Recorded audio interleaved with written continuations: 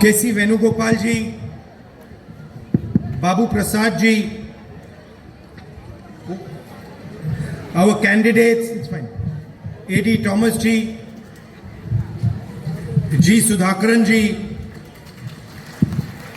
Liju ji, Rajendra Prasad ji, Reggie Cherian ji, brothers and sisters, Congress Party, UDF workers, leaders, I'd like to welcome all of you here today.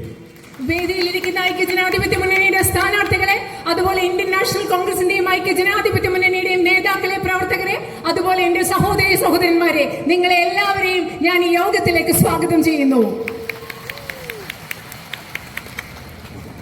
Today we have a senior leader who used to be from the left on this.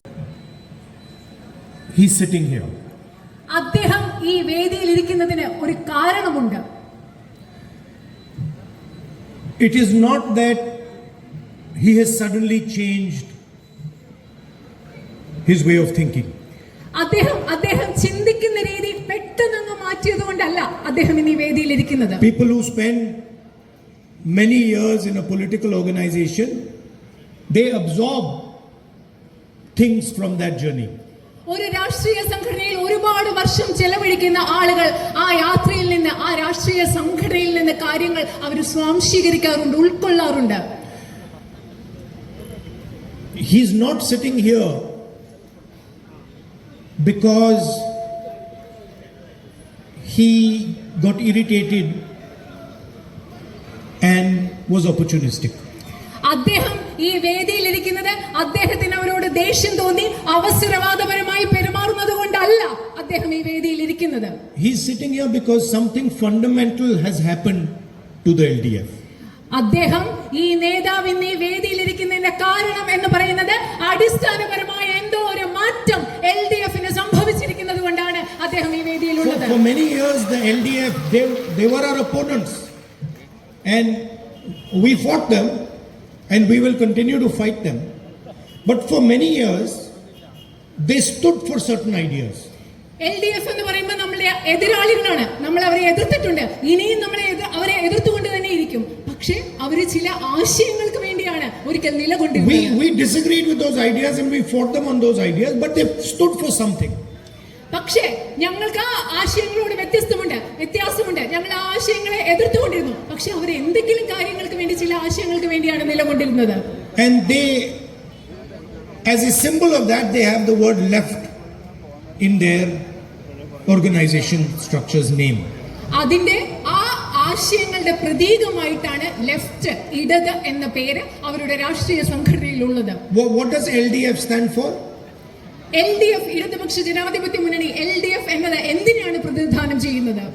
Left Democratic Front. ഇടതുപക്ഷ, left, ജനാധിപത്യ, democratic ജനാധിപത്യ front, മുന്നണി. Now, frankly, there is nothing left about the left front. ഞാൻ വളരെ ധൈര്യത്തോടുകൂടി തുറന്നു പറയുകയാണെങ്കിൽ ഇന്ന് ഇടതുപക്ഷത്തിൽ ഇടതുപക്ഷമായ യാതൊന്നും തന്നെ ഇല്ല എന്ന് പറയേണ്ടി വരും. And after the election, there will be nothing left of the left front. അത് മാത്രമല്ല, ഈ തെരഞ്ഞെടുപ്പ് കഴിയുമ്പോൾ ഇടതുപക്ഷത്തിൽ ഒന്നും തന്നെ ഇവിടെ ഉണ്ടായിരിക്കുകയില്ല. But what is disturbing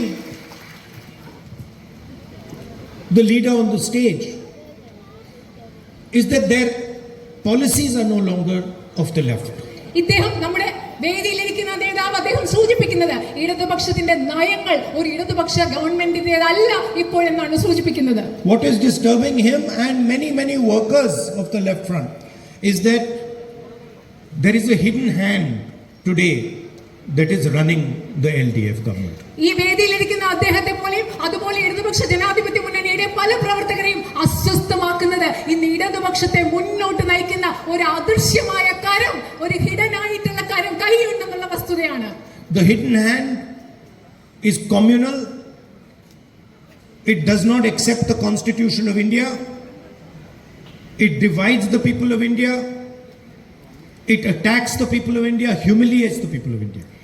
ഇടതുപക്ഷത്തെ ഇന്ന് മുൻപോട്ട് നയിക്കുന്ന അദൃശ്യകരം എന്ന് പറയുന്നത് അത് വർഗീയതയുടെ അദൃശ്യകരമാണ്. ഈ രാജ്യത്തെ വിഭജിക്കുന്ന, ഈ രാജ്യത്തെ ജനങ്ങളെ ആക്രമിക്കുന്ന, ഈ രാജ്യത്ത് വിദ്വേഷം പരത്തുന്ന ആദർശകാരമാണ് ഇന്ന് LDF-നെ മുൻപോട്ട് നയിക്കുന്നത്. And everybody in Kerala can see that there is a relationship now between the BJP, RSS and the left front, CPM.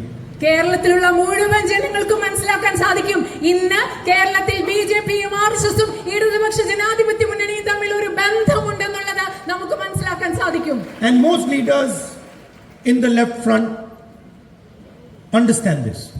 ഇടതുപക്ഷ ജനാധിപത്യ മുന്നണിയുടെ ഭാഗമായ ഒരുപാട് നേതാക്കൾക്ക് ഈ കാര്യം മനസ്സിലാകുന്നുണ്ട്. There are two types of leaders in the left front. ഇടതുപക്ഷ മുന്നണിയിൽ രണ്ട് തരത്തിലുള്ള നേതാക്കളുണ്ട്. There are opportunistic leaders who want to come to power at any cost, will do anything to come to power. അവസരവാദത്തിന് മുഖ്യമായ പ്രാധാന്യം നൽകിക്കൊണ്ട് എങ്ങനെയും അധികാരത്തിലെത്താൻ ശ്രമിക്കുന്ന ഒരു കൂട്ടം നേതാക്കളുണ്ട്. They don't care whether they are being helped by BJP, RSS, anybody. They don't care. അവർക്ക് യാതൊരു ചിന്തയില്ല. അവർ RSS സഹായിക്കട്ടെ, BJP സഹായിക്കട്ടെ, അതിനെപ്പറ്റി ഒന്നും ആകുലതയില്ലാത്ത ഒരു കൂട്ടം നേതാക്കളുണ്ട്. And then there are leaders who are not opportunistic, who believe in something. There are workers who spent many years working for the ideology, who are feeling betrayed, let down, hurt, upset. അതുപോലെ തന്നെ ഒരുപക്ഷം നേതാക്കളുണ്ട്, അവർ ആ പ്രത്യയശാസ്ത്രത്തിൽ വിശ്വസിക്കുന്ന ആൾക്കാർ, അവർ അവസരവാദപരമായി ചിന്തിക്കുന്ന ആൾക്കാരല്ല. വർഷങ്ങൾ ആ പ്രസ്ഥാനത്തിന് വേണ്ടി പ്രവർത്തിച്ച, ആ പ്രത്യയശാസ്ത്രത്തിൽ വിശ്വസിച്ച ആളുകൾ ഇന്ന് അവർ ചതിക്കപ്പെട്ട, വഞ്ചിക്കപ്പെട്ട തോതിലുള്ള പ്രവർത്തകർ ഇന്ന് ഇടതുപക്ഷ മുന്നണിയിലുണ്ട്. And who are very upset at what is happening to their party. അവരുടെ പാർട്ടിക്ക് എന്താണ് സംഭവിക്കുന്നത് ഓർത്ത് വളരെ അസ്വസ്ഥമായിരിക്കുന്ന ഒരുപാട് പ്രവർത്തകരും നേതാക്കളും ഇടതുപക്ഷത്തിൽ നിന്നുണ്ട്. I fight the BJP, I fight the RSS. I've got 38 cases on me. ഞാൻ BJPയും RSSനെയും നിരന്തരം എതിർക്കുന്ന ഒരാളാണ്. എനിക്കെതിരെ 36 മുതൽ 38 കേസുകൾ വരെയാണ് ഇന്ന് നിലവിലുള്ളത്. They took away my government house. They took away my membership of the Lok Sabha. I'm out on bail. Interrogated me for 55 hours. But I don't back down. അവരെന്റെ ലോക്സഭയിലെ അംഗത്വം റദ്ദാക്കി, എന്റെ ഔദ്യോഗിക വസതി അവർ നീക്കം ചെയ്തു. അവരെന്നെ 55 മണിക്കൂർ നിരന്തരമായിട്ട് ചോദ്യം ചെയ്തു. പക്ഷേ ഞാൻ ഒരിക്കലും BJPക്കെതിരെയുള്ള പോരാട്ടത്തിൽ നിന്ന് പിറകോട്ട് പോവുകയില്ല. ഞാൻ ഇന്ന് ജാമ്യത്തിൽ കൂടെയാണ് ഇവിടെ നിൽക്കുന്നത്. Narendra Modi attacks me and the Congress party every single day. Narendra Modi എന്നെയും കോൺഗ്രസ് പാർട്ടിയെയും ഓരോ ദിവസവും ആക്രമിച്ചുകൊണ്ടാണ് ഇരിക്കുന്നത്. Why does Narendra Modi not attack your chief minister? എന്തുകൊണ്ടാണ് നരേന്ദ്രമോദി നിങ്ങളുടെ മുഖ്യമന്ത്രിയെ ആക്രമിക്കാത്തത്? Why does he not attack his family? Narendra Modi എന്തുകൊണ്ടാണ് നിങ്ങളുടെ മുഖ്യമന്ത്രിയുടെ കുടുംബത്തെ ആക്രമിക്കാത്തത്? Forget that. Narendra Modi in every single speech mentions God, mentions temples, mentions religion. അത് മറന്നുപോയേക്കും. പക്ഷേ നരേന്ദ്രമോദി എല്ലാ പ്രസംഗത്തിലും അമ്പലങ്ങളെ കുറിച്ച് പറയും, ദൈവത്തെ കുറിച്ച് പറയും, മതത്തെ കുറിച്ച് പറയും. Every second speech of his is how somebody has insulted some god, or somebody has insulted his religion, somebody has insulted a temple. Every speech. എല്ലാ പ്രസംഗത്തിലും അദ്ദേഹം പറയുന്നത് എങ്ങനെയാണോ ആരെങ്കിലും അദ്ദേഹത്തിന്റെ മതത്തെ അപമാനിച്ചത്, ഏതെങ്കിലും അമ്പലത്തെ അപമാനിച്ചത്, അദ്ദേഹത്തിന്റെ ഏതെങ്കിലും ദൈവത്തെ അപമാനിച്ചത് എന്ന് എല്ലാ പ്രസംഗങ്ങളിലും അദ്ദേഹം പറയാറുണ്ട്. And the most valued temple in Kerala, gold is stolen from that temple. കേരളത്തിലെ ഏറ്റവും പ്രാധാന്യമുള്ള ക്ഷേത്രത്തിൽ നിന്നാണ് സ്വർണം കവർന്നിട്ടുള്ളത്.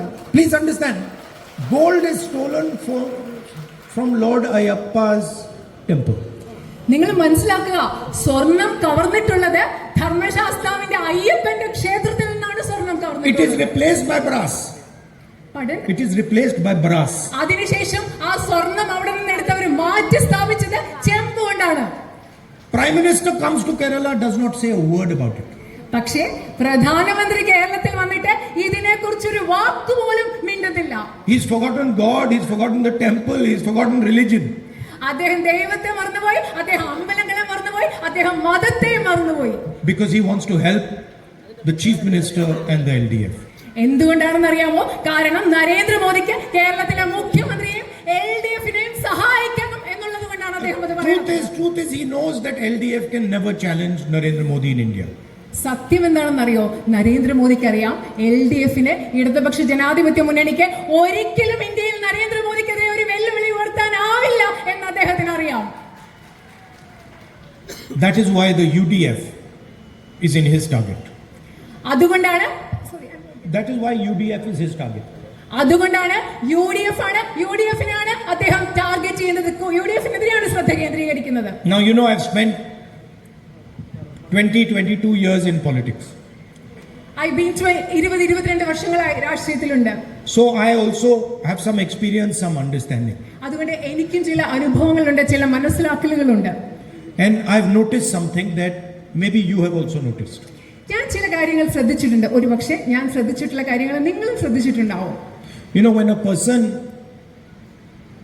is powerful for 5 years, 10 years, like your chief minister is, or like Mr. Narendra Modi is, confusion starts to arise in their mind. ഉദാഹരണത്തിന് ഒരാള് അധികാരത്തിൽ അധികം കാലം ഇരിക്കുമ്പോൾ, നിങ്ങളുടെ പ്രധാനമന്ത്രി ഇവിടെ ഉള്ളതുപോലെ, അതുപോലെ മുഖ്യമന്ത്രി ഉള്ളതുപോലെ 10-15 വർഷങ്ങൾ അധികാരത്തിൽ ഇരിക്കുമ്പോൾ അവരുടെ മനസ്സിൽ ഒരു ആശയക്കുഴപ്പം ഉണ്ടായി തുടങ്ങും. Very, very deep confusion arises. അവരുടെ മനസ്സിൽ വളരെ ആഴത്തിലുള്ള ആശയക്കുഴപ്പം ഉണ്ടായി തുടങ്ങും. And this can arise in small leaders also. അത് ചെറിയ ചെറിയ നേതാക്കളിലും അത് ഉണ്ടാവാറുണ്ട്. It doesn't matter how senior or junior. It can be a panchayat president, it can be an MLA, it can be chief minister, it can be prime minister. It can arise anywhere.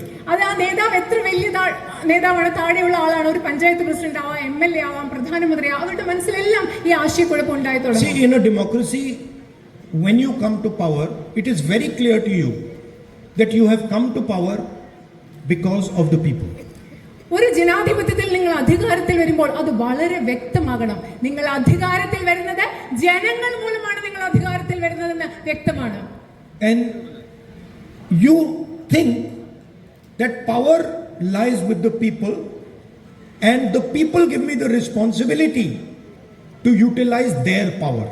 നമ്മൾ ചിന്തിക്കേണ്ടത് ഒരു ജനാധിപത്യത്തിൽ അധികാരത്തിൽ വരുമ്പോൾ ജനങ്ങളാണ് എനിക്ക് അധികാരം നൽകിയത്, ജനങ്ങൾ ഈ അധികാരം ഉപയോഗിക്കാനുള്ള ഉത്തരവാദിത്തമാണ് എനിക്ക് നൽകിയത് എന്നാണ് ചിന്തിക്കേണ്ടത്. But suddenly a disease can occur. പക്ഷേ പെട്ടെന്ന് ഒരു അസുഖം ഉണ്ടാവാം. Suddenly these people start to think that power does not reside with the people, power resides with me.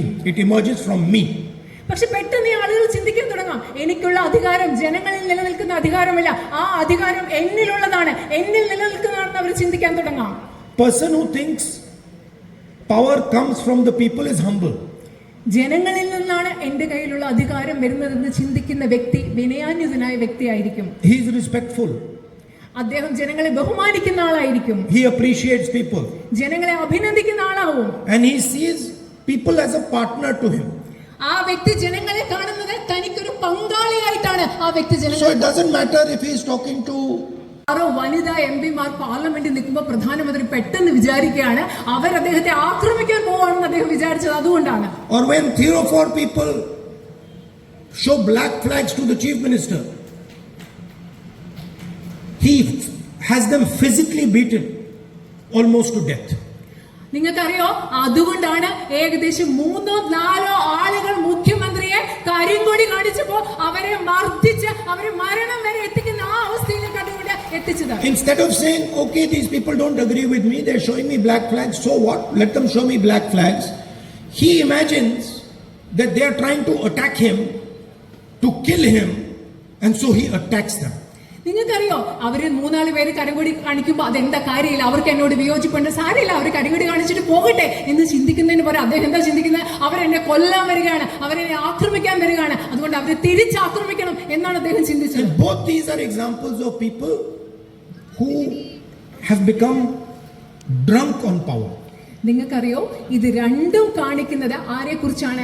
അധികാരം കൊണ്ട് മത്തുപിടിച്ച 2 ആളുകളെയാണ് ഇത് നമ്മൾക്ക് കാണിച്ചു And തരുന്നത്. they've already broken the relationship between them and the people.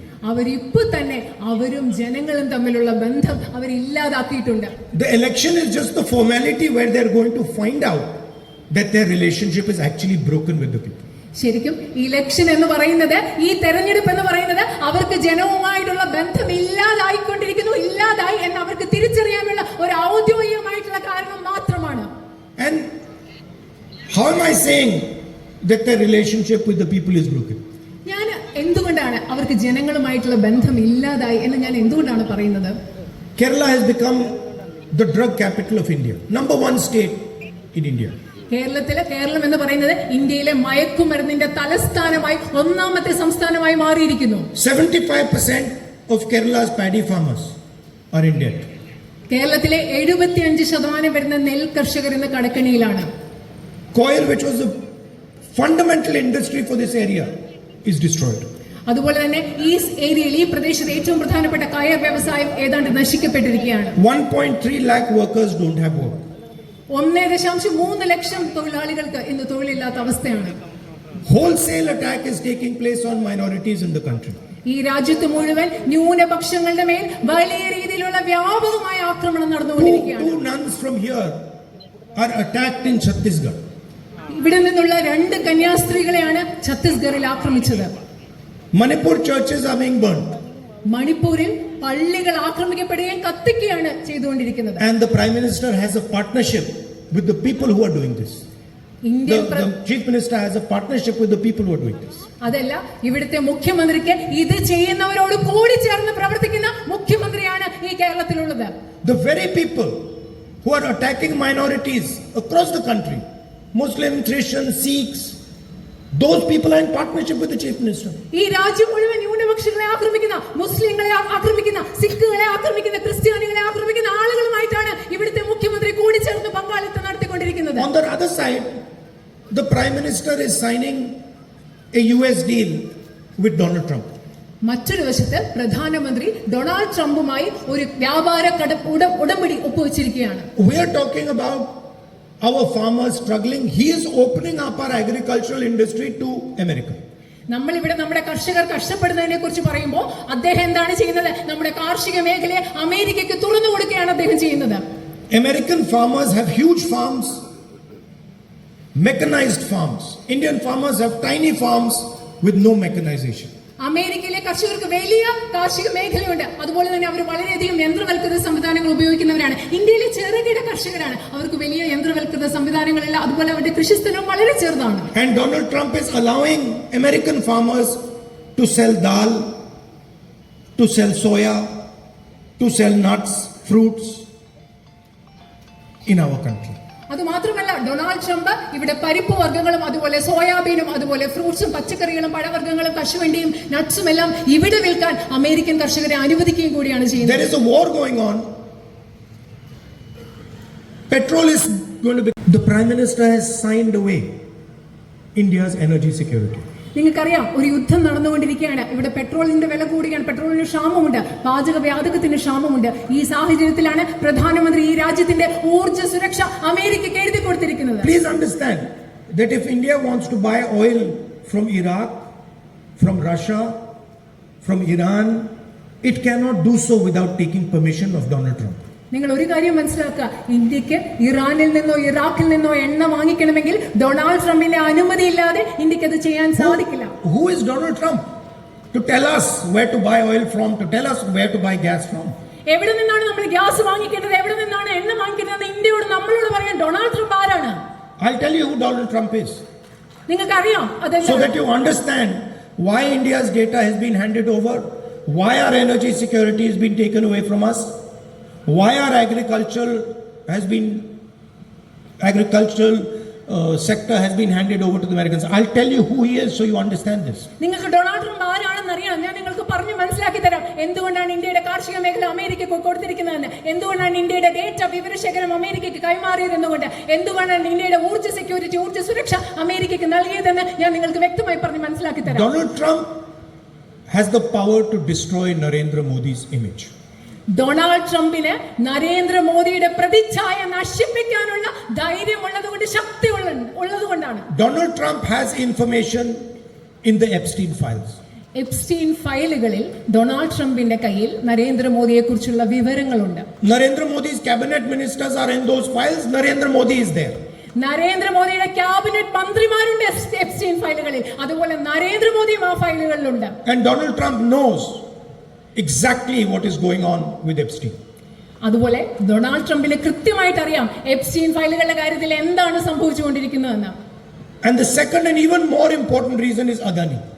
രണ്ടാമത്തേത്, അത് മാത്രമല്ല ഏറ്റവും പ്രധാനപ്പെട്ട കാരണം എന്ന് പറയുന്നത് അദാനിയാണ്. Adani has not been handed over India's businesses, India's airports, India's ports, India's infrastructure for free. അദാനിക്ക് ഇന്ത്യയുടെ അടിസ്ഥാന സൗകര്യങ്ങൾ, ഇന്ത്യയുടെ തുറമുഖങ്ങൾ, ഇന്ത്യയുടെ എയർപോർട്ടുകൾ, ഇതൊന്നും വെറുതെ സൗജന്യമായിട്ടല്ല മോദി കൊടുക്കുന്നത്. Adani's corporate structure has close links to the BJP and to the Prime Minister himself. അദാനിയുടെ കോർപ്പറേറ്റ് ഘടന, സാമ്പത്തിക ഘടന എന്ന് പറയുന്നത് അതിന് ഇന്ത്യൻ പ്രധാനമന്ത്രി നരേന്ദ്രമോദിയോടും BJPയോടും വളരെ അടുത്ത ബന്ധങ്ങളാണുള്ളത്. And that is why Donald Trump has put a case in the United States against Mr. Adani, a criminal case. അതുകൊണ്ടാണ് ഡൊണാൾഡ് ട്രംപ് അമേരിക്കയിൽ അദാനിക്കെതിരെ ഒരു ക്രിമിനൽ കേസ് അവിടെ ഉള്ളത്. So with these two levers, Donald Trump controls Mr. Modi. അതുകൊണ്ട് ഈ രണ്ട് കാരണങ്ങളിൽ കൂടിയാണ് ഡൊണാൾഡ് ട്രംപ് നരേന്ദ്രമോദിയെ നിയന്ത്രിക്കുന്നത്. And Mr. Modi will do exactly as Mr. Trump says. അതുമാത്രമല്ല, നരേന്ദ്രമോദി ചെയ്യുന്നത് ഡൊണാൾഡ് ട്രംപ് എന്ത് പറയുന്നു അത് അതുപോലെ തന്നെ. And you will see the consequences of this to the farmers of India. You will feel the consequences in the next few months when petrol prices rise, when gas prices rise to unbelievable levels. നിങ്ങൾക്ക് മനസ്സിലാകും, അവിശ്വസനീയമായ തലത്തിൽ ഇന്ത്യയിലെ ഇവിടുത്തെ പെട്രോളിന്റെ വില കൂടുമ്പോൾ, അതുപോലെ ഗ്യാസിന്റെ വില കൂടുമ്പോൾ നിങ്ങൾക്ക് മനസ്സിലാകും ഇതിന്റെ ഫലം അനുഭവിക്കുന്നത് നമ്മളാണ്. അതുപോലെ ഇന്ത്യയിലെ കർഷകരും ഇതിന്റെ ഫലം അനുഭവിച്ചുകൊണ്ടിരിക്കുകയാണ്. UDF is going to start its government with 5 promises. ഐക്യ ജനാധിപത്യ മുന്നണി നമ്മുടെ ഗവൺമെന്റ് ആരംഭിക്കാൻ പോകുന്നത് നിങ്ങൾക്ക് 5 വാഗ്ദാനങ്ങൾ നൽകിക്കൊണ്ടാണ്. The first promise to the women of Kerala, who we are extremely proud of, is that you are going to travel for free in all of Kerala's buses. കേരളത്തിലെ സ്ത്രീകളോട് ഞങ്ങൾക്ക് ഏറെ അഭിമാനമുള്ള കേരളത്തിലെ സ്ത്രീകളോട് ഞങ്ങളുടെ ആദ്യത്തെ വാഗ്ദാനം എന്ന് പറയുന്നത് കേരളത്തിലെ സർക്കാർ ബസ്സുകളിൽ നിങ്ങൾ സൗജന്യമായി യാത്ര ചെയ്യാൻ പോവുകയാണ്. And every single Keralite girl who goes to college or university will get 1,000 rupees a month in her bank account. കോളേജിലും സർവകലാശാലയിലും പോകുന്ന കേരളത്തിലെ ഓരോ പെൺകുട്ടിക്കും പ്രതിമാസം 1000 രൂപ ഞങ്ങൾ നൽകുന്ന അടുത്ത വാഗ്ദാനമാണ്. We are doing this because we understand that women are the backbone of Kerala. ഞങ്ങൾ ഇത് ചെയ്യുന്നതെന്ന് പറഞ്ഞാൽ ഞങ്ങൾക്ക് മനസ്സിലാകുന്നു കേരളത്തിന്റെ നട്ടെൽ എന്ന് പറയുന്നത് ഇവിടുത്തെ സ്ത്രീകളാണെന്ന് ഞങ്ങൾക്ക് മനസ്സിലാകുന്നു. And we want you to pursue your dreams, travel whenever you want, and achieve whatever you want to achieve. നിങ്ങളുടെ സ്വപ്നങ്ങൾ സാക്ഷാത്കരിക്കാൻ, സ്വപ്നങ്ങൾ പിന്തുടരാൻ, നിങ്ങൾക്ക് എവിടെ വേണമെങ്കിലും യാത്ര ചെയ്യാൻ, അതുപോലെ നിങ്ങൾക്ക് വേണ്ടതൊക്കെ നേടാൻ നിങ്ങളെ സഹായിക്കണമെന്ന് ഞങ്ങൾ ആഗ്രഹിക്കുന്നു.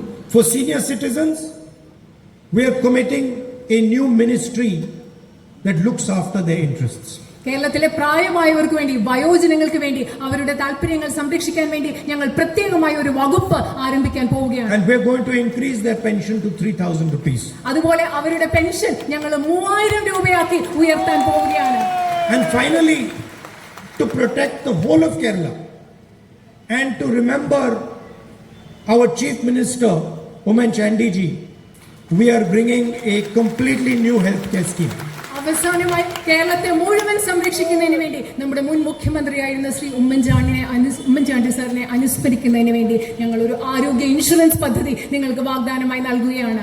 Every single Kerala family will have 25 lakhs of rupees for their health care. കേരളത്തിലെ ഓരോ കുടുംബത്തിനും ആരോഗ്യ സംരക്ഷണത്തിന് വേണ്ടി 25 ലക്ഷം രൂപയുടെ ഇൻഷുറൻസ് പദ്ധതിയാണ് ഞങ്ങൾ നൽകാൻ പോകുന്നത്. If anyone falls sick in your family, whether it is heart disease, cancer, diabetes, whatever it is, you will have insurance of 25 lakh rupees to protect that person and make them well again. നിങ്ങളുടെ കുടുംബത്തിലെ ആർക്കെങ്കിലും അസുഖം ഉണ്ടാകട്ടെ, അത് ഹൃദയ സംബന്ധമായ അസുഖമാവട്ടെ, cancer ആവട്ടെ, പ്രമേഹമാവട്ടെ, ആ വ്യക്തിയെ സംരക്ഷിക്കാൻ നിങ്ങൾക്ക് സൗജന്യമായി 25 ലക്ഷം രൂപയുടെ ഇൻഷുറൻസ് ഉണ്ടായിരിക്കും. Finally, there are some local issues that I am aware of. The LDF has promised you a sea wall that they never built. We will build that sea wall for you. അതുമാത്രമല്ല, ചില പ്രാദേശിക പ്രശ്നങ്ങളുണ്ട്. നിങ്ങൾക്കൊരു കടൽ ഭിത്തി നിർമ്മിച്ചു തരാം എന്ന് LDF പറഞ്ഞിട്ട് അത് ചെയ്തിട്ടില്ല. ഞങ്ങൾ നിങ്ങൾക്കൊരു കടൽ ഭിത്തി നിർമ്മിച്ചു നൽകുന്നതായിരിക്കും. And we are committed to an MSP of 35 rupees for paddy and also a special package for revival of coir, cashew and the handloom industry. അതുപോലെ നെല്ലിന് ഞങ്ങൾ 35 രൂപ താങ്ങുവിലയായി ഉറപ്പ് നൽകുന്നു. അതുപോലെ തന്നെ കയർ വ്യവസായത്തെയും കശുവണ്ടി വ്യവസായത്തെയും സംരക്ഷിക്കുന്നതിന് വേണ്ടി പ്രത്യേക പദ്ധതികളും ഞങ്ങൾ നിങ്ങൾക്ക് ഉറപ്പ് നൽകുകയാണ്. I'd like to thank you all for coming here and listening to me so patiently and so affectionately. നിങ്ങൾ ഇവിടെ വന്ന് എന്നോട് വളരെ ക്ഷമയോടുകൂടി സ്നേഹത്തോടുകൂടി ഞാൻ പറഞ്ഞത് കേട്ടിരുന്നതിന് ഞാൻ നിങ്ങളോട് നന്ദി പറയുകയാണ്. Thank you very much. Namaskar. വളരെയധികം നന്ദി. Thank you.